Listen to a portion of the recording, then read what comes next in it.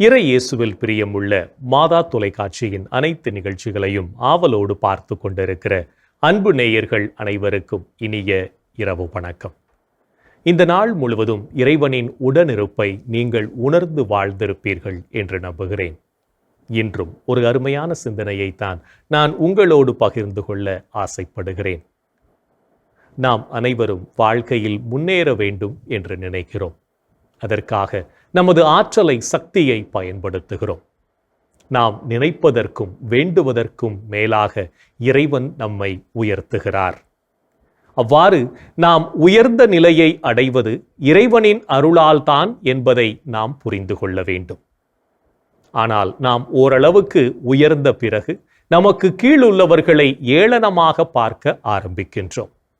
ஏளனமாக பார்ப்பதோடு மட்டும் நின்றுவிடாமல் மட்டம் தட்டக்கூடிய வார்த்தைகளை பேசி அவர்களின் மனதை காயப்படுத்துகிறோம். மற்றவர்கள் நம்மை மட்டம் தட்டுவதை நம்மால் ஏற்றுக்கொள்ள முடிவதில்லை. அதே போலத்தான் மற்றவர்கள் நம்மால் மட்டம் தட்டப்படுவதை ஏற்றுக்கொள்ள முடியாது என்பதை புரிந்து கொள்ள வேண்டும். நமக்கு ஒரு நியாயம், மற்றவர்களுக்கு ஒரு நியாயம் என்று நாம் நடந்து கொண்டால் எப்படிப்பட்ட மனிதர்களாக நாம் வாழ்ந்து கொண்டிருக்கிறோம் என்று யோசித்து பார்க்க வேண்டும். எப்போதும் மற்றவர்களை மட்டம் தட்டி நம்மை அவர்களை விட உயர்ந்தவர்கள் என்று காட்டிக்கொள்வதிலேயே நமது வாழ்வின் அதிகமான நேரத்தை செலவழிக்கின்றோம். எனவே மற்றவர்களை மட்டம் தட்டுவதை விடுத்து நமது நேரத்தை நல்ல காரியங்களுக்காக செலவழிப்போம். மற்றவர்களை மட்டம் தட்டுவது என்பது உலகத்திலேயே மிக மோசமான ஒன்றாக கருதப்படுகிறது. இத்தகைய மோசமான காரியங்களை செய்வதற்கு நாம் என்ன அவ்வளவு மோசமானவர்களாகவா வாழ்ந்து கொண்டிருக்கிறோம் என்ற கேள்வியை நமக்குள்ளே கேட்டு பார்ப்போம். கடவுள் நம்மை நன்மையின் உருவங்களாக, எப்போதும் மற்றவர்களுக்கு நன்மை செய்து நல்லவர்களாக வாழ படைத்திருக்கிறார் என்பதை உணர்ந்தவர்களாய் மற்றவர்களை உற்சாகப்படுத்தக்கூடிய ஊக்கமான வார்த்தைகளை பேசுவோம். அதுவே நம்மை நாளும் வளர்த்தெடுக்கும் என்பதை புரிந்து கொள்வோம். ஒரு முறை தவளைகளுக்கெல்லாம் ஓட்டப்பந்தயம் நடத்த தயார் செய்யப்பட்டிருந்தது. பந்தயத்தில் கலந்து கொள்ளவிருந்த தவளைகள் எல்லாம் தயார் நிலையில் இருந்தன. கடைசி நேரத்தில் ஒரு தவளை ஓடி வந்து நின்றது. பந்தயம் தொடங்கியது. எல்லோரும் இறுதியாக வந்த தவளையை ஏளனமாக பேசினர், கிண்டலடித்தார்கள். பந்தயத்தில் கலந்து கொண்ட பல தவளைகள் களைப்படைந்து பாதியிலேயே போட்டியிலிருந்து விலகி கொண்டன. இன்னும் சற்று தூரம் கடந்ததும் அதே போன்று பல தவளைகள் போட்டியிலிருந்து விலகி கொண்டன. இறுதியில் 3 தவளைகள் மட்டுமே ஓடிக்கொண்டிருந்தன. அதில் போட்டியில் இறுதி நேரத்தில் வந்து கலந்து கொண்ட தவளையும் ஒன்று. அப்போது எல்லோரும் அதை பாராட்ட ஆரம்பித்தனர். ஆச்சரியம், இறுதியில் அந்த தவளைதான் முதல் பரிசும் வென்றது. அப்போது முதலில் எள்ளி நகையாடியவர்கள் எல்லோரும் வியந்து புகழ்ந்து பாராட்டினர். அப்போது அந்த தவளை அங்கே நடப்பது என்னவென்று அறியாது சுற்றும் முற்றும் திரும்பி பார்த்ததாம். காரணம், அந்த தவளைக்கு காது கேட்காது.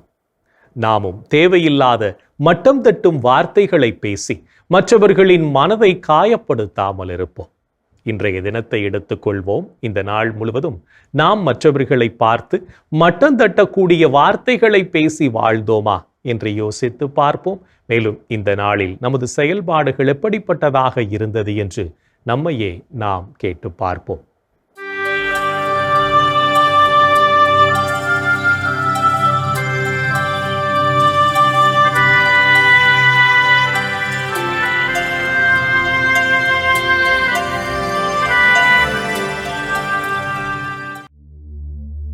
இன்று நீங்கள் திருப்பலிக்கு சென்று அதில் முழு தயாரிப்புடன் பங்கு கொண்டீர்களா? உங்களுள் இருவர் மண்ணுலகில் தாங்கள் வேண்டும் எதை குறித்தும் மனமுத்திருந்தால் விண்ணுலகில் இருக்கும் என் தந்தை அதை அவர்களுக்கு அருள்வார். ஏனெனில் 2 அல்லது 3 பேர் என் பெயரின் பொருட்டு எங்கே கூடியிருக்கின்றார்களோ அங்கே அவர்களிடையே நான் இருக்கிறேன் என உறுதியாக உங்களுக்குச் சொல்கிறேன். இன்று நீங்கள் தேவனர் கருணையை உட்கொள்ள ஒப்புரவு அருட்சாதனத்தை பெற்று உங்களை தயார் செய்தீர்களா? பாவத்துக்கு மேல் பாவம் செய்யும் அளவுக்கு பாவ மன்னிப்பு பற்றி அச்சமில்லாமல் இராதே. ஆண்டவரின் பரிவு எல்லையற்றது. இன்று நீங்கள் உங்கள் பிள்ளைகளை ஞான காரியங்களில் வளர்க்க மறைக்கல்வி வகுப்பிற்கு அனுப்பினீர்களா?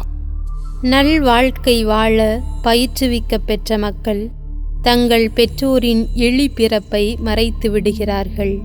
ஓய்வு நாளாகிய இன்று உங்கள் நேரத்தை கடவுளுக்கென்று செலவிட்டீர்களா? எதிர்நோக்கி இருப்பதில் மகிழ்ச்சி கொள்ளுங்கள். துன்பத்தில் தளரா மனத்துடன் இருங்கள். இறை வேண்டலில் நிலைத்திருங்கள். இன்று உங்கள் குடும்பத்தினரோடு உரையாட நேரம் ஒதுக்கினீர்களா? உடன் பிறப்புகள் போன்று ஒருவருக்கொருவர் உளம் கனிந்த அன்பு காட்டுங்கள். பிறர் உங்களை விட மதிப்புக்கு உரியவரென எண்ணுங்கள். இன்று நாம் இறைவனுக்கு ஏற்புடைய செயல்களை செய்திருந்தாலும் சில நேரங்களில் இறைவனுக்கு எதிராகவும் செயல்பட்டு பாவத்தில் விழுந்திருப்போம். அத்தகைய தருணங்களுக்காக மனம் வருந்தி மன்னிப்பு கேட்டு மனத்துயர் மன்றாட்டை ஜெபிப்போம்.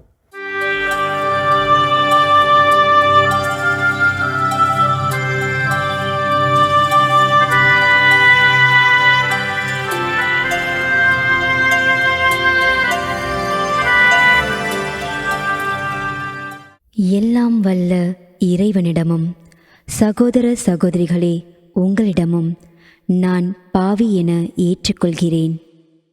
ஏனெனில் என் சிந்தனையாலும் சொல்லாலும் செயலாலும் கடமையில் தவறியதாலும் பாவங்கள் பல செய்தேன்.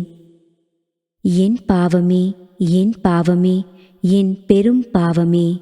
ஆகையால் எப்போதும் கன்னியான புனித மரியாவையும் வானதூதர் புனிதர் அனைவரையும் சகோதர சகோதரிகளே உங்களையும் நம் இறைவனாகிய ஆண்டவரிடம் எனக்காக வேண்டிக்கொள்ள மன்றாடுகிறேன். ஆமேன்.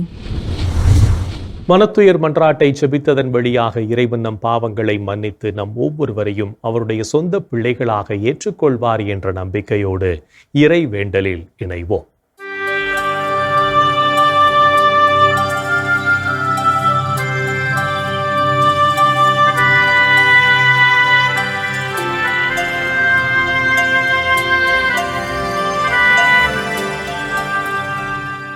இறைவா இறைவா எமக்கு துணை புரிய வாரும். இறைவா இறைவா எமக்கு துணை புரிய வாரும். ஆண்டவரே எமக்கு துணை புரிய விரைந்து வாரும். ஆண்டவரே எமக்கு துணை புரிய விரைந்து வாரும். தந்தைக்கும் மகனுக்கும் தூய ஆவியாருக்கும் மாட்சி உண்டாவதாக. தொடக்கத்தில் இருந்தது போல் இப்பொழுதும் எப்பொழுதும் என்றென்றும் இருப்பதாக. ஆமென்.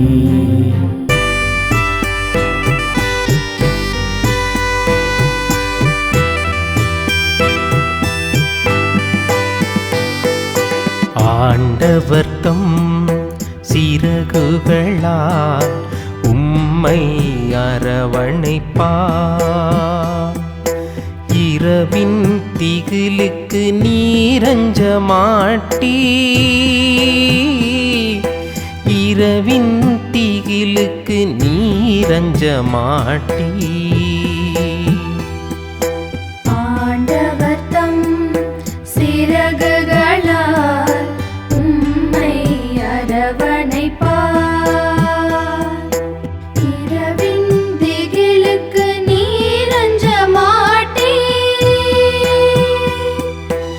இரவின் திகிலுக்கு நீரஞ்ச மாட்டீர்.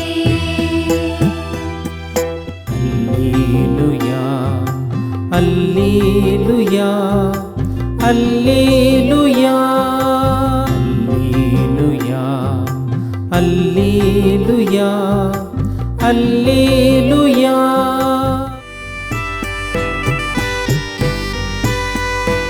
உன்னதரின் பாதுகாப்பில் வாழ்பவர் எல்லாம் வல்லவரின் நிழலில் தங்கியிருப்பவர்.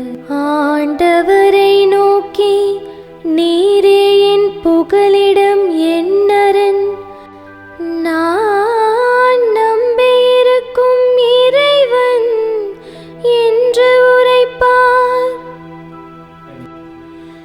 ஏனெனில் ஆண்டவர் உம்மை வேடரின் கண்ணியினின்றும் கொன்றளிக்கும் கொள்ளை நோயினின்றும் தப்புவிப்பார்.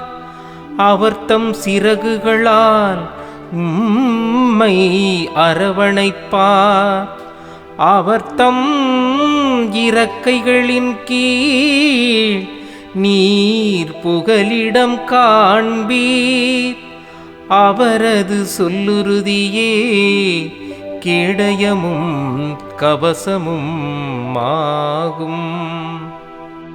இரவின் திகிலுக்கும் பகலில் பாய்ந்து வரும் அம்புக்கும் நீர் அஞ்ச மாட்டீர். இருளில் உலவும் கொள்ளை நோய்க்கும் நண்பகலில் தாக்கும் கொடிய வாதைக்கும் நீர் அஞ்ச மாட்டீர். உம் பக்கம் 1000 பேர் வீழ்ந்தாலும் உம் வலப்புறம் 10,000 பேர் தாக்கினாலும் உம்மை எதுவும் அணுகாது. பொல்லார்க்கு கிடைக்கும் தண்டனையை நீர் பார்ப்பீர். உம் கண்ணாலே நீரே காண்பீர். ஆண்டவரைவும் புகலிடமாய்க் கொண்டீர். உன்னதரை உம் உறைவிடமாய்க் கொண்டீர். ஆகவே தீங்கு உமக்கு நேரிடாது, வாதைவும் கூடாரத்தை நெருங்காது. நீர் செல்லும் இடமெல்லாம் உம்மை காக்கும்படி தம் தூதருக்கு அவர் கட்டளையிடுவார். கால் கல்லின் மேல் மோதாதபடி தங்கள் கைகளில் அவர்கள் உம்மை தாங்கிக் கொள்வார்கள். சிங்கத்தின் மீதும் பாம்பின் மீதும் நீர் நடந்து செல்வீர். இளஞ்சிங்கத்தையும் விரியன் பாம்பையும் நீர் மிதித்து போடுவீர். அவர்கள் என் மீது அன்பு கூர்ந்ததால் அவர்களை விடுவிப்பேன். அவர்கள் என் பெயரை அறிந்துள்ளதால் அவர்களை பாதுகாப்பேன். அவர்கள் என்னை நோக்கி மன்றாடும்போது அவர்களுக்கு பதிலளிப்பேன். அவர்களது துன்பத்தில் அவர்களோடு இருப்பேன். அவர்களை தப்புவித்து பெருமைப்படுத்துவேன். நீடிய ஆயுளால் அவர்களுக்கு நிறைவளிப்பேன். என் மீட்பை அவர்களுக்கு வெளிப்படுத்துவேன்.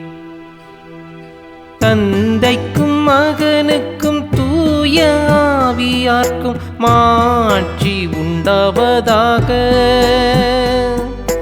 தொடக்கத்தில் இருந்தது போல் இப்பொழுதும் எப்பொழுதும் என்றென்றும் இருப்பதாக. ஆமென்.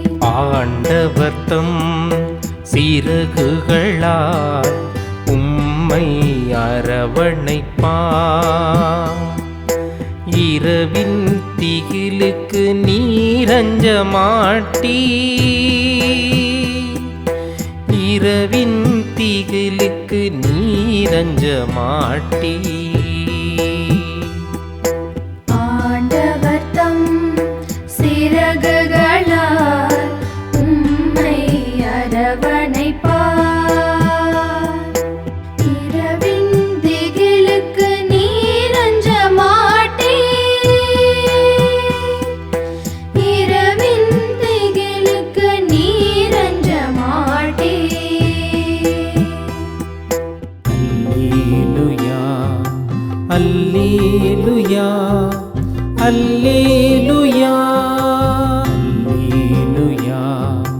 அல்லேலுயா அல்லேலுயா. இறைவனின் உடனிருப்பு இந்த இரவு பொழுதிலும் நம்மை பாதுகாத்து வழி நடத்தும் என்ற நம்பிக்கையை இறை வேண்டலின் வழியாக பெற்றுக்கொண்ட நாம் இப்போது நாளைய நற்செய்தி வாசகத்திற்கு செவிமடுப்போம்.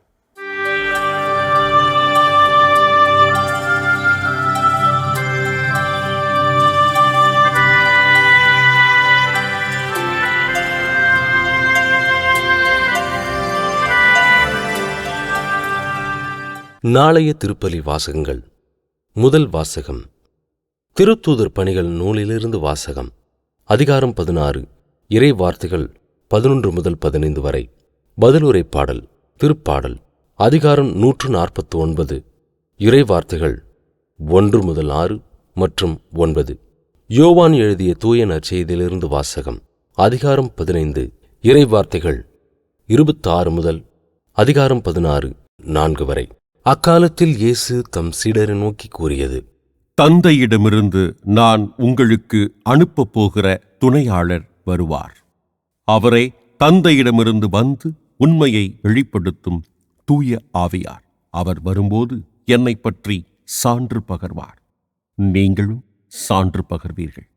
ஏனெனில் நீங்கள் தொடக்கம் முதல் என்னோடு இருந்து வருகிறீர்கள். நீங்கள் இடரல் படாதிருக்குமாறு இவற்றையெல்லாம் உங்களிடம் சொன்னேன். உங்களை தொழுகை கூடத்திலிருந்து விலக்கி வைப்பார்கள். உங்களை கொல்லுவோர் கடவுளுக்கு திருப்பணி செய்வதாக என்னும் காலமும் வருகிறது. தந்தையையும் என்னையும் அவர்கள் அறியாமல் இருப்பதால்தான் இவ்வாறு செய்வார்கள். இவை நிகழும் நேரம் வரும்போது நான் உங்களுக்கு இவை பற்றி முன்பே சொன்னதை நினைவுபடுத்திக் கொள்ளுங்கள். இதற்காகவே இவற்றை உங்களிடம் கூறினேன். ஆண்டவரின் அருள்வாக்கு.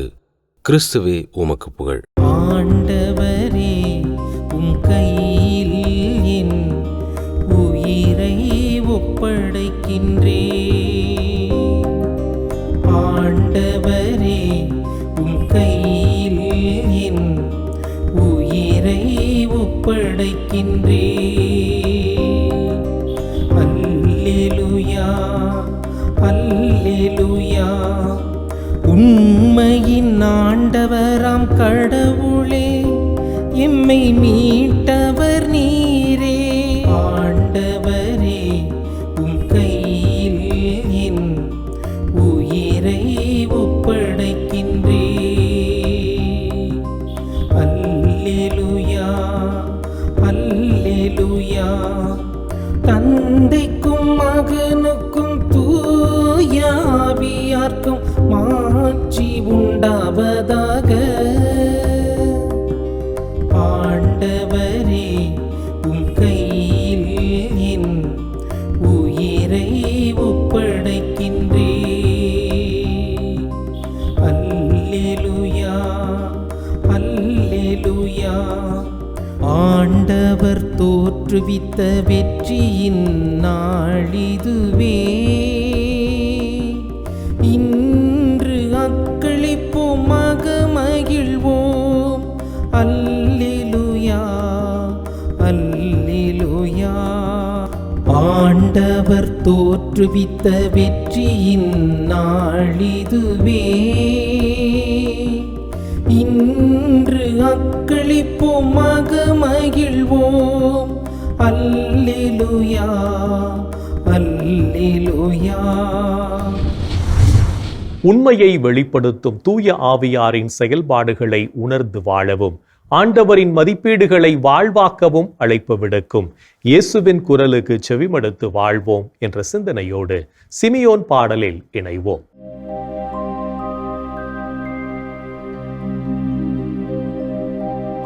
ஆண்டவரே நாங்கள் விழித்திருக்கும் போது எங்களை காத்தருளும்.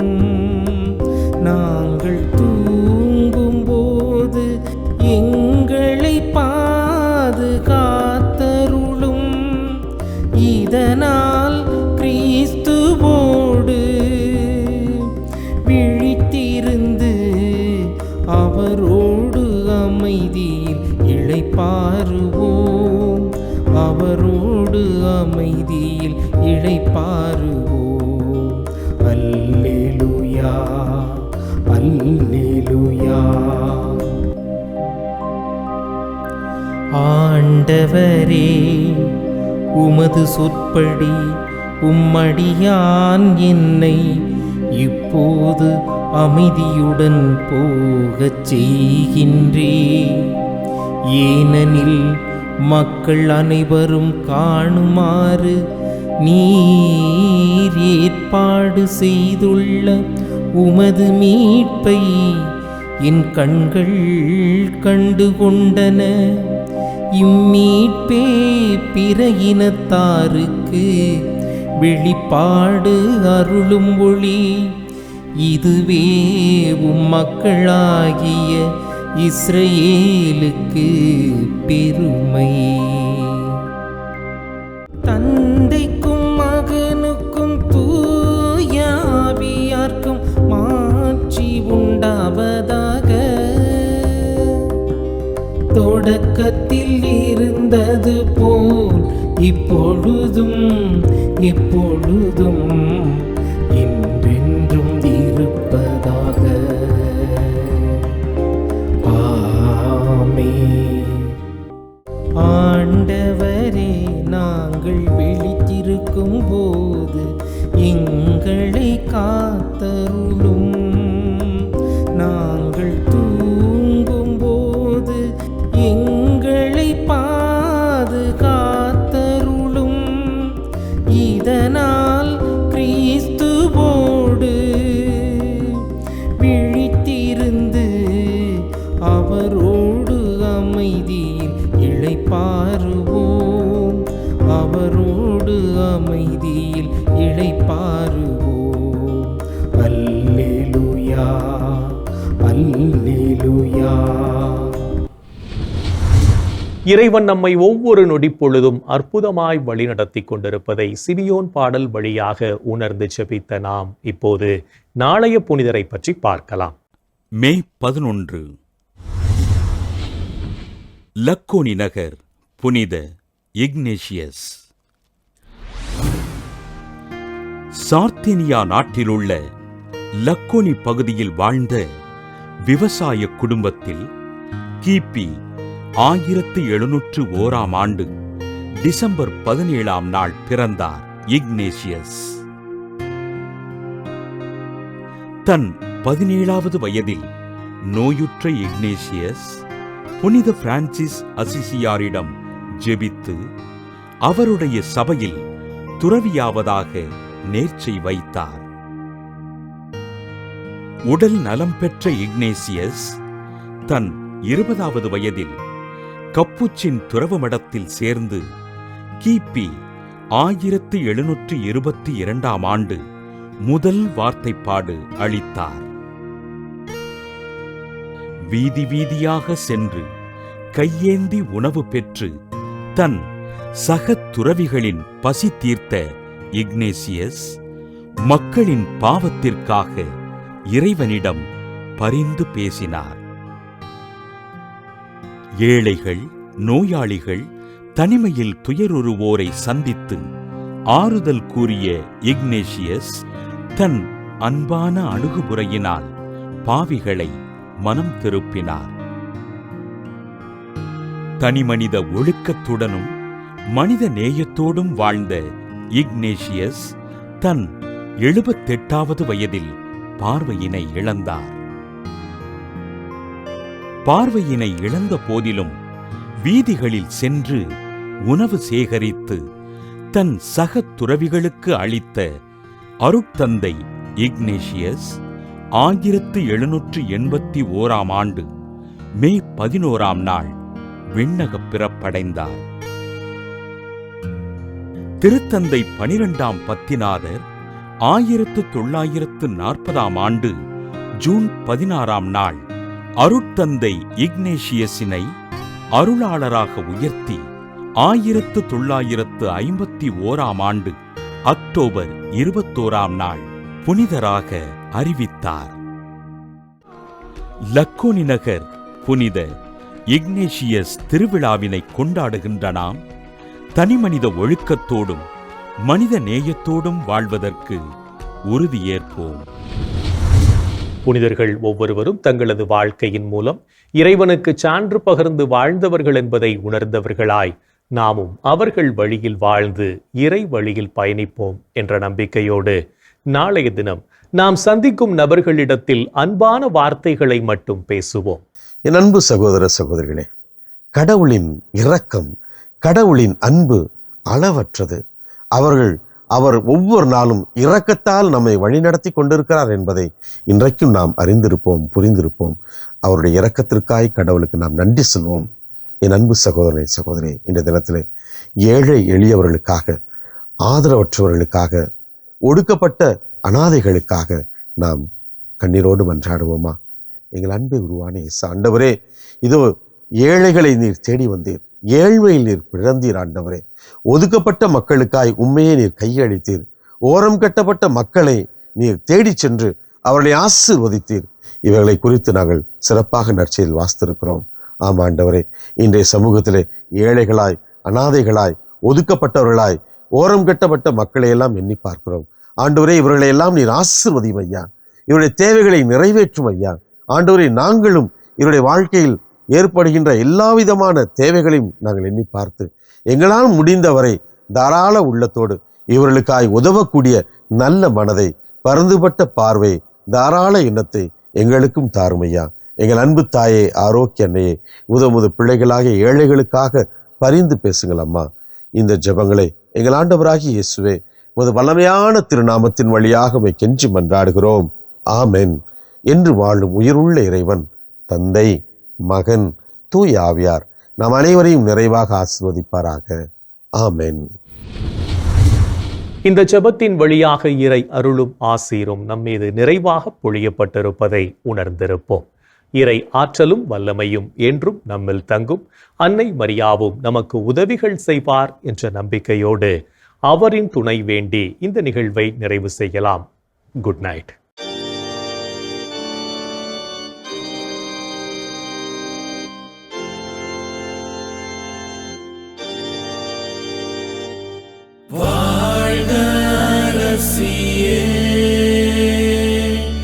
தயை மிகு அன்னையே, வாழ்வே இனிமையே, தஞ்சமே வாழ்க. தாயகம் இழந்த ஏவாயின் மக்கள் தாயே என்றும் கூவி அழைத்தோம். கண்ணீர் கனவாய் நின்றும்மை நோக்கி கதறியே அழுதோம், பெருமூச்சறிந்தோம். ஆதலால் ஏமக்காய் பரிந்துரைப்பவரே, அன்புடன் எம்மை கடைக்கண் பாரே. திருவயிற்றின் கனியாம் இயேசுவே, இம்மை வாழ்வின் இறுதியில் காட்டுவே. கருணையின்